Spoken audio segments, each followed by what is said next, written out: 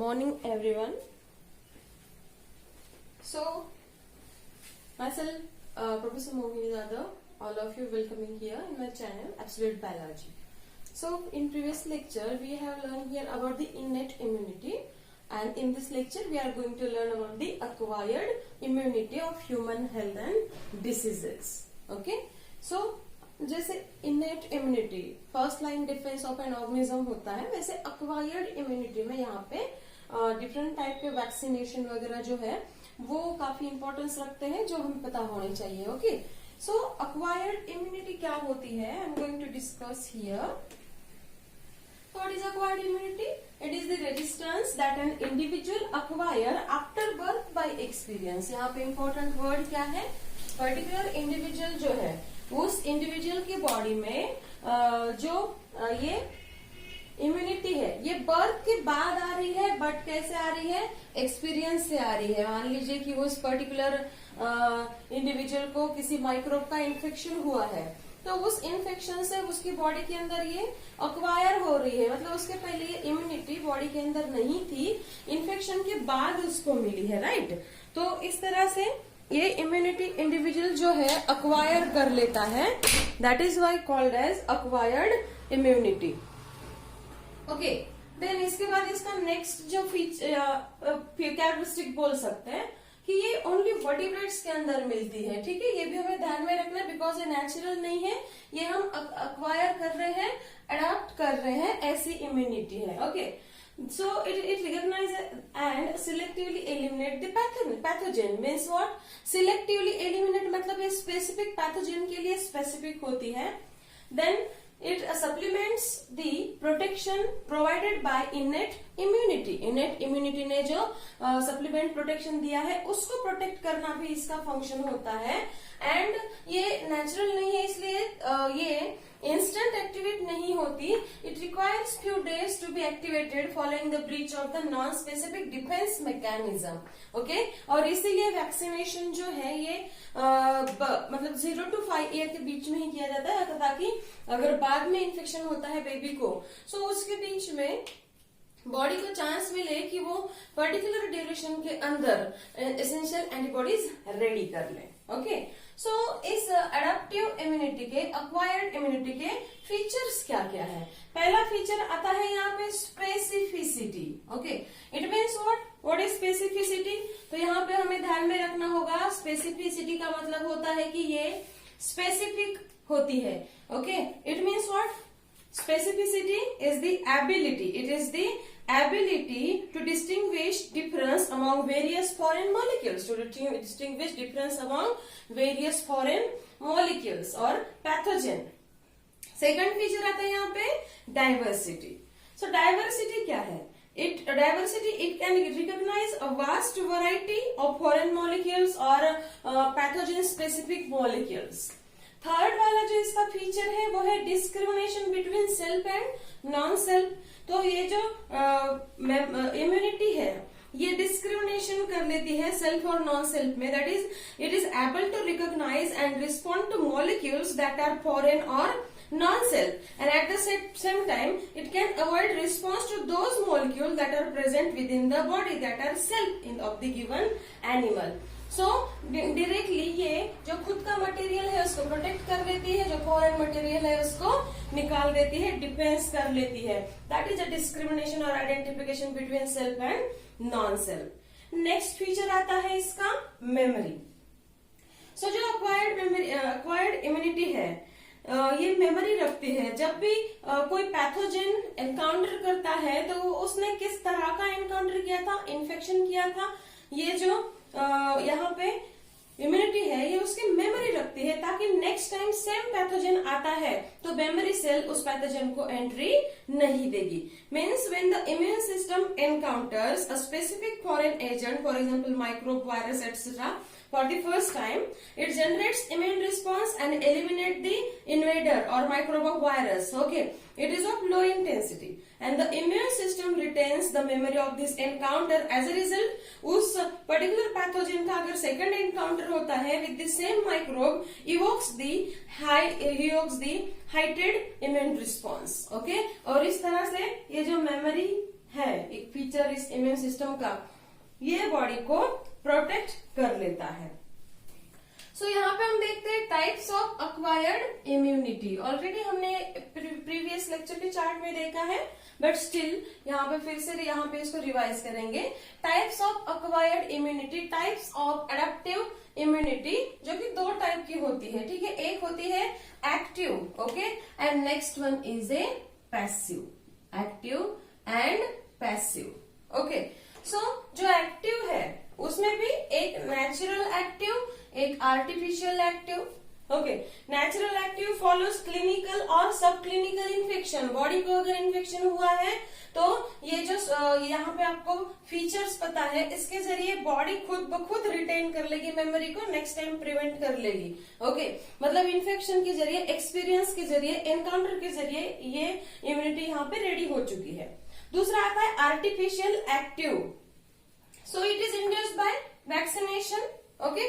किसी भी बैक्टीरिया का एनकाउंटर हो जाए उसके पहले एट्यूनेटेड माइक्रोब बैक्टीरिया का वैक्सीनेशन दिया जाता है, ताकि ऑलरेडी वहां पे पर्टिकुलर स्पेसिफिक पैथोजन के अगेंस्ट एंटीबॉडी प्रेजेंट हो।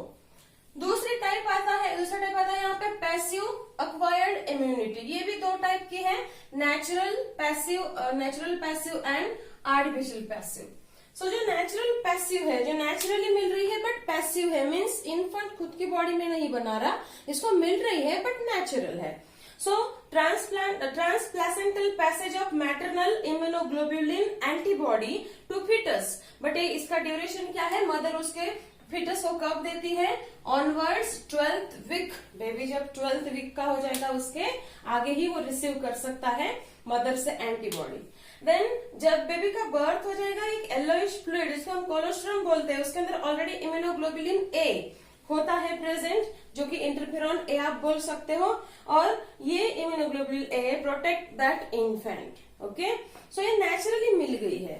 दूसरा आर्टिफिशियली और पैसिव आर्टिफिशियल। सो यहाँ पे इंजेक्शंस ऑफ परफॉर्म्ड एंटीबॉडी, जैसे कि हमने रेबीज के बारे में देखा था, परफॉर्म एंटीबॉडी के इंजेक्शन दिए जाते हैं यहाँ पे, मतलब आर्टिफिशियल है, नेचुरल नहीं है, पैसिव है, तो कहीं और से आ रही है, बॉडी खुद नहीं बना रही, और आर्टिफिशियल है, बनाया गया है। For example ATS, anti tetanus serum, okay. So ये जो यहाँ पे क्लासिफिकेशन है, ये नेचुरली अक्वायर्ड, पैसिव, सभी, मतलब एक यहाँ पे एडेप्टिव, ये ध्यान में रखना है। सो अब यहाँ पे हम एक डिफरेंस देख लेते हैं, that what is the basic difference between active and passive. तो मैं पहले अगर बात करूं एक्टिव इम्यूनिटी की, तो डिफरेंस बता देती हूँ। You have to be very careful while listening to that lecture, because every word is matter here, every word is important here, okay. So यहाँ पे मैं पहले एक्टिव का आपको डिफरेंस बताती हूँ। एक्टिव यहाँ पे एक्टिव जो इम्यूनिटी है, it is produced by host immune system, okay. इसके बारे में क्या ध्यान में रखना है, डिफरेंस बता रही हूँ कि ये होस्ट इम्यून सिस्टम और होस्ट बॉडी, बॉडी ये वर्ड नहीं प्रॉपर है यहाँ पे, इम्यून सिस्टम ही ठीक है, ठीक है।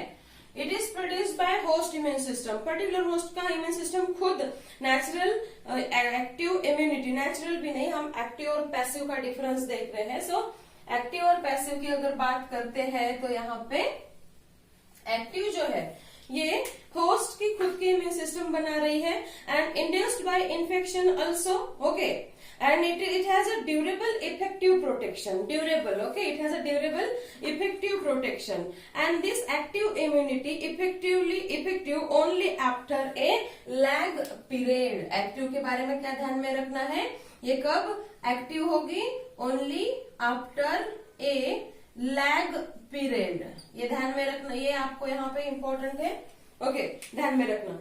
ये इम्यूनोलॉजिकल मेमोरी इसके अंदर प्रेजेंट है। जैसे कि इन्फेक्शन हुआ तो ऑब्वियसली मेमोरी क्या करेगी, इस इन्फेक्शन की इंफॉर्मेशन रिटेन करेगी, जब उस सेम पैथोजन का सेकेंड एनकाउंटर होगा, ये मेमोरी इसको आइडेंटिफाई कर लेगी और उसको इवोक कर देगी, ओके। उसके बाद अगर हम देखते हैं इसका और एक feature active immunity, it booster effect on subsequent doses, okay, and इसके अंदर नेगेटिव फेज दिख सकता है, एक्टिव इम्यूनिटी के अंदर नेगेटिव फेज दिख सकता है।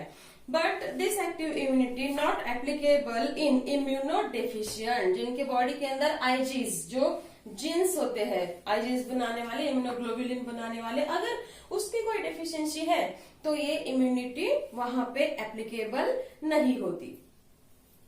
अब हम बात करते हैं पैसिव इम्यूनिटी की। इसका और एक्टिव का क्या डिफरेंस है? So about passive immunity, it is received passively, ये एक्टिवली नहीं मिल रही है। यहाँ पे हम एक्टिव और पैसिव की बात करते हैं। पैसिव का क्या है? It receives passively. यहाँ पे होस्ट की बॉडी खुद नहीं बना रही, या तो वो किसी नेचुरल बॉडी से ले रहा है या तो वो प्रिपेयर्ड इंजेक्शंस ले रहा है, होस्ट की बॉडी, ठीक है। सो होस्ट की बॉडी खुद नहीं बना रही, सो हम इनको बोल सकते हैं पैसिव में जो एंटीबॉडी है वो रेडीमेड एंटीबॉडी है। रेडीमेड एंटीबॉडी ट्रांसफर होता है और ये ट्रांजिएंट होता है, लेस इफेक्टिव होता है एज कम्पेयर टू एक्टिव, ठीक है। एक्टिव इम्यूनिटी जिस तरह से लैग पीरियड के बाद एक्टिव होती है, पैसिव इम्यूनिटी इंस्टेंट एक्टिव होती है, क्योंकि ऑलरेडी वो प्रिपेयर्ड एंटीबॉडी है। एक्टिव इम्यूनिटी एंटीबॉडी बनाती है, यहाँ पे ये ऑलरेडी रेडीमेड एंटीबॉडी ले रहा है, दैट्स व्हाई पैसिव इम्यूनिटी जो है ये यहाँ पे क्विक या फिर इमीडिएट इम्यूनिटी रेडी करती है, बट पैसिव इम्यूनिटी की कोई मेमोरी नहीं होती, that is the big difference. Then यहाँ पे जो सब्सिक्वेंट डोजेस होते हैं वो लेस इफेक्टिव होते हैं, कोई भी नेगेटिव फेज नहीं होता पैसिव के अंदर, और ये जिनकी बॉडी में इम्यूनिटी या फिर आईजीज का जीन या फिर आईजीज नहीं है उनकी बॉडी में भी एप्लीकेबल है। मतलब जिनकी इम्यूनिटी वीक है उनको हम एंटीबॉडीज के डोजेस देके उनकी इम्यूनिटी स्ट्रॉन्ग कर सकते हैं। ये यहाँ पे आता है बेसिक डिफरेंस, ओके। सो यहाँ पे जो टाइप होते हैं स्पेसिफिक एंड नॉन स्पेसिफिक, अब हम वो देखने जा रहे हैं, specific immunity, okay. Well, so यहाँ पे हम अब देख रहे हैं कि जो स्पेसिफिक इम्यूनिटी होती है, इस स्पेसिफिक इम्यूनिटी के अंदर दो major group of cells follow out होती है। पहली सेल ऑब्वियसली रहेंगी lymphocyte and second one is antigen presenting cell, जो एंटीजन को प्रेजेंट करेगी ऐसी सेल, और पहली कौन सी है? लिम्फोसाइट्स। सो लिम्फोसाइट्स जो है एक हेल्दी ह्यूमन की बॉडी में अबाउट 1 ट्रिलियन प्रेजेंट होती है, ठीक है। These are present in healthy human about 1 trillion. ये लिम्फोसाइट दो टाइप की होती है, एक होता है टी लिम्फोसाइट, दूसरी होती है बी लिम्फोसाइट। ऐसी दो सेल्स यहाँ पे प्रेजेंट है, ओके। सो ये जो लिम्फोसाइट्स है, T lymphocytes and B lymphocytes, both these type of lymphocytes and other cells of the immune response, both this type of lymphocytes and other cells of the immune response are produced in bone marrow, and the production process is called as hematopoiesis. मैंने इसके बारे में previous lecture में बताया है, okay. Hematopoiesis, that is a production of hemocrete cells or production of formed elements, haematopoiesis, okay. So अगर हम bone marrow से देखते हैं तो क्या होता है उसके अंदर सेल का production. Now from bone marrow some cells migrate to the bone marrow long bones, जहां पे अपने एसेंशियल ब्लड सेल्स का प्रोडक्शन होता है, लिम्फ सेल्स का प्रोडक्शन होता है। So some cells migrate to thymus जो कि ट्रकिया के पास यहाँ का थाइमस ग्लैंड है, वहां पे माइग्रेट होता है। So some cells migrate to thymus and mature there. Okay. So as they are maturing in thymus region, that's why they are T cell, T for thymus. Okay. And some cells remain in bone marrow and they mature in bone marrow. Okay. And that's why B cell, B for bone marrow. So अब हम ये देखते हैं कि ये जो हेमाटोपोएसिस है bone marrow के अंदर, ये कौन से स्टेप्स में होता है या फिर किस तरह से होता है, ओके। वेल, सो यहाँ पे हम देख रहे हैं कि बोन मैरो के अंदर किस तरह से हेमाटोपोएसिस होता है। सो हेमाटोपोएसिस जस्ट थोड़ी देर पहले मैंने बताया था कि जहां पे लॉन्ग बोन्स के अंदर एसेंशियल हीमोक्रेट और एसेंशियल ब्लड सेल्स बनती है। सो बोन मैरो के अंदर जो है जो स्टेम सेल होती है, stem cell lymphocyte precursor, okay. Lymphocyte precursor जो भी एसेंशियल सेल है उनको बनाने वाले प्रीकर्सर, जिसको हम मदर सेल भी बोलते हैं और स्टेम सेल भी बोलते हैं। ये स्टेम सेल एक थाइमस सेल मतलब टी सेल और दूसरी बोन मैरो के अंदर बनने वाली बी सेल, ये 2 सेल्स यहाँ पे बना रही है। सो पहले हम यहाँ पे थाइमस के बारे में देख लेते हैं। थाइमस को ही हम टी सेल बोल रहे हैं। सो ये जो सेल है ये थाइमस के अंदर ट्रांसफर हो रही है, बोन मैरो से थाइमस के अंदर ट्रांसफर हो रही है, वहीं पे मैच्योर होती है और इसके कुछ टाइप्स बनाती है, जिसमें पहला टाइप आता है memory T cell. Memory T cell जब भी कोई पैथोजेन या वायरल जो भी इन्फेक्शन होता है उसका एनकाउंटर रखती है, उसकी इंफॉर्मेशन रखती है और नेक्स्ट टाइम सेम पैथोजेन की एंट्री जो है प्रिवेंट करती है, इवोक करती है वो उसका। और या फिर आप बोल सकते हो मेमोरी टी सेल ही discrimination, it can discriminate between self and non self molecule. दूसरा आता है suppressor T cell. Suppressor T cell जो है यहाँ पे फॉरेन मॉलिक्यूल की जो एक्टिविटी है उसको सप्रेस करता है। तीसरा आता है killer T cell. Killer T cell को ही हम साइटोटॉक्सिक सेल बोलते हैं, ठीक है। Killer T cell is known as cytotoxic cell. So ये साइटोटॉक्सिक सेल कुछ केमिकल सीक्रेट करती है, वो कौन से है, जैसे कि लिम्फोटॉक्सिन। दूसरा आता है परफोरिन। वो लिम्फोटॉक्सिन ऑब्वियसली उस माइक्रोब को, टॉक्सिन माइक्रोब का जो बॉडी है उसको डीएक्टिवेट करेगा। परफोरिन उसके मेम्ब्रेन को ब्रेक डाउन करेगा।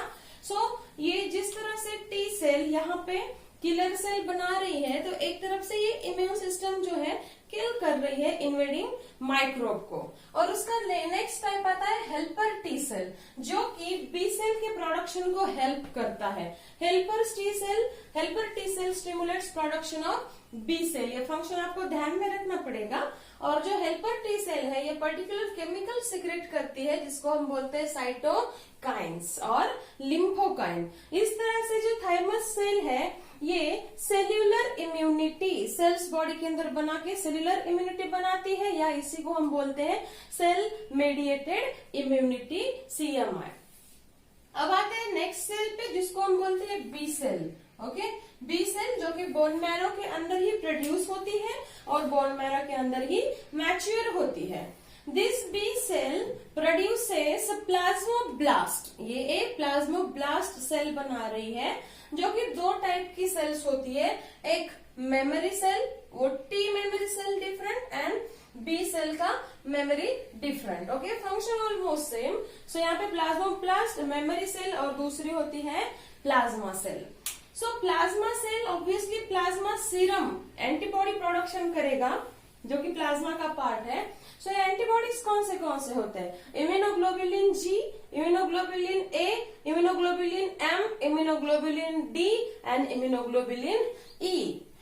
Immunoglobulin gamma, immunoglobulin alpha, immunoglobulin macro, immunoglobulin delta, immunoglobulin epsilon. So ये क्या कर रहा है, ये प्लाज्मा जो है, प्लाज्मा फ्लूइड के अंदर, मतलब जो ह्यूमर होता है, ब्लड का फ्लूइड होता है, उसके अंदर एंटीबॉडीज प्लाज्मा और सीरम प्रोड्यूस कर रहा है। That's why it is called as humoral immunity और एंटीबॉडी मेडिएटेड इम्यूनिटी। सो इस तरह से बी सेल और टी सेल दोनों मिलके 2 स्पेसिफिक टाइप की इम्यूनिटी बनाती है। उसमें पहली है सेल मेडिएटेड इम्यूनिटी जो कि टी सेल बना रहा है, दूसरी है ह्यूमरल इम्यूनिटी जो कि बी सेल बना रहा है। सो यहाँ पे इस तरह से इंपॉर्टेंट इम्यूनिटी बॉडी के अंदर जनरेट हो जाती है। So the large and complex foreign molecule जो होते हैं जिसका मेनली प्रोटीनेशियस नेचर होता है, मान लो कि कोई वायरस ही है, okay, so that activate the specific immune system and these are known as antigen. क्योंकि वो बाहर से आ रहा है बॉडी के अंदर, तभी जाके उसको डीएक्टिवेट करने के लिए as a body's response specific immune system उस पर्टिकुलर और स्पेसिफिक एंटीजन के अगेंस्ट रेडी हो रही है। सो एंटीजन क्या करता है, that antigenic determinants are those sites on antigen that are recognized by antibodies and receptor present on T and B cell. So antigen एक तरफ से स्पेसिफिक इम्यून रिस्पॉन्स जो है उसको जनरेट कर रहा है।